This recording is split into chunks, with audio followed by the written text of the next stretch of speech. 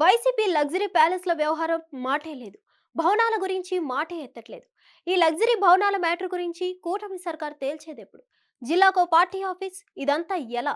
దీని మ్యాటర్ ఏంటి? ఫైన్ వేస్తే కట్టేందుకు సిద్ధమేనని సంకేతాలు ఇచ్చారా? జరిమానాతో సరిపెడుతుందా? పార్టీలకు ఇదంతా కామన్ అని లైట్ గా తీసుకుంటుందా అనేది వచ్చే నెలలో తేలనుంది.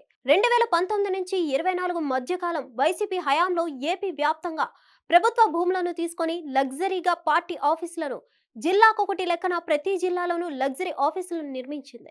ఆయా భూముల విలువ అక్షరాల 688 కోట్ల రూపాయలు. ఏడాది 1000 రూపాయల చొప్పున 33 ఏళ్లు లీజుకు తీసుకొని నిర్మాణం చేపట్టింది. వీటికి సంబంధించి ఎలాంటి అనుమతులు తీసుకోలేదు. ఇలా మొత్తం 26 జిల్లాల పార్టీ ఆఫీసుల నిర్మాణాలను రాంకీ గ్రూప్ కి అప్పగించింది. తాడేపల్లిలో ఇరిగేషన్ డిపార్ట్మెంట్ కు చెందిన భూమిలో అనుమతులు లేకుండా వైసీపీ పార్టీ కార్యాలయాన్ని నియమించింది. కూటమి సర్కార్ అధికారంలోకి రాగానే దాన్ని కూల్చివేసింది. దీంతో అప్రమత్తమైన వైసీపీ హైకోర్టును ఆశ్రయించింది. ఇక్కడ ప్రధానంగా చెప్పాల్సిన విషయం ఏంటంటే, ఏ ఒక్క నిర్మాణానికి కూడా ప్రభుత్వం నుంచి ఎలాంటి అనుమతులు తీసుకోలేదు వైసీపీ. గతంలో టీడీపీ ప్రభుత్వం తీసుకొచ్చిన చట్టాన్ని ఉపయోగించుకొని లీజుకు తీసుకుంది. నిర్మాణాలు జరుగుతున్న వైసీపీ పార్టీ ఆఫీసులపై మే 18న 2022లో జీవోలు ఇచ్చింది అప్పటి ప్రభుత్వం. ఒకే రోజు 25 జీవోలను తీసుకొచ్చింది. వాటిని కూటమి సర్కార్ పబ్లిక్ డొమైన్ లో పెట్టడంతో ఈ వ్యవహారం తెరపైకి వచ్చింది. ఒక్కో జిల్లాలో ఎకరం, మరో దగ్గర 2 ఎకరాలు ఇలా పార్టీ ఆఫీసులకు కేటాయించింది.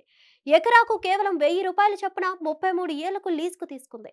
టీడీపీ అధికారంలో ఉన్నప్పుడు 2016లో 371 జీవోను తీసుకొచ్చింది. దీని ప్రకారం పార్టీలకు భూములను కేటాయించవచ్చు. అప్పటి వరకు సైలెంట్ గా ఉన్న తాడేపల్లిలో వైసీపీ ఆఫీస్ కూల్చివేత తర్వాత హైకోర్టుకు వెళ్లింది. అధికారులు పరిశీలించిన తర్వాతే ఎన్ఓసి ఇచ్చారని పేర్కొంది. ఆ తర్వాతే నిర్మించామని తెలిపింది. ప్లాన్ అప్రూవల్ కావాలంటే మున్సిపల్ చట్టంలో ఓ క్లాజ్ ను ఉపయోగించుకుంది వైసీపీ. దీని ప్రకారం అనుమతుల విషయంలో ప్రభుత్వం నుంచి ఎలాంటి రియాక్ట్ కాకుంటే అప్రూవల్ వచ్చినట్టేనని తెలిపింది. మొత్తం 26 జిల్లాల్లో పార్టీ ఆఫీసులు నిర్మించామని, కూల్చడం వల్ల ఎవరికి ఫలితం ఉండదని న్యాయస్థానం దృష్టికి తీసుకెళ్లింది. రెగ్యులరైజ్ చేసుకోవచ్చని చట్టంలో ఉందని తెలిపింది. 33% వరకు పెనాల్టీ వేయవచ్చని చట్టంలో ఉన్న విషయాన్ని న్యాయస్థానం దృష్టికి తీసుకెళ్లింది వైసీపీ. పెనాల్టీ కట్టడానికి తాము సిద్ధమని ప్రస్తావించింది. ఈ అంశాలపై ప్రభుత్వ అభిప్రాయం తీసుకుంది న్యాయస్థానం. ప్రభుత్వం తీసుకొచ్చిన యాక్ట్ ప్రకారమే ప్రభుత్వం ఫాలో అవుతుందని ఏజీ చెప్పుకొచ్చారు. చట్టపరంగా వారికి నోటీసులు ఇవ్వాలని, 2 వారాల్లో దానిపై నిర్ణయం తీసుకోవాలని సూచించారు. ఇప్పుడు పార్టీ ఆఫీసులపై ప్రభుత్వం నిర్ణయం తీసుకోవాల్సి ఉంది. ఈ వ్యవహారంలో ప్రభుత్వం ఇప్పటి వరకు వైసీపీకి నోటీసులు ఇచ్చినట్టు లేదు. రిప్లై ఇచ్చినట్టు కూడా ఎక్కడా కనిపించలేదు.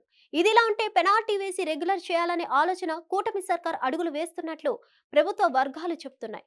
వచ్చే నెలలో దీనిపై నిర్ణయం తీసుకోనుంది కూటమి సర్కార్. హిట్ టీవీ యాప్ ని డౌన్లోడ్ చేసుకోండి. ఇందులో short news, live news, entertainment movies అన్ని అవైలబుల్ గా ఉన్నాయి. Please download Hit TV app. Hit TV app hit TV యాప్ని ఫ్రీగా డౌన్లోడ్ చేసుకోండి.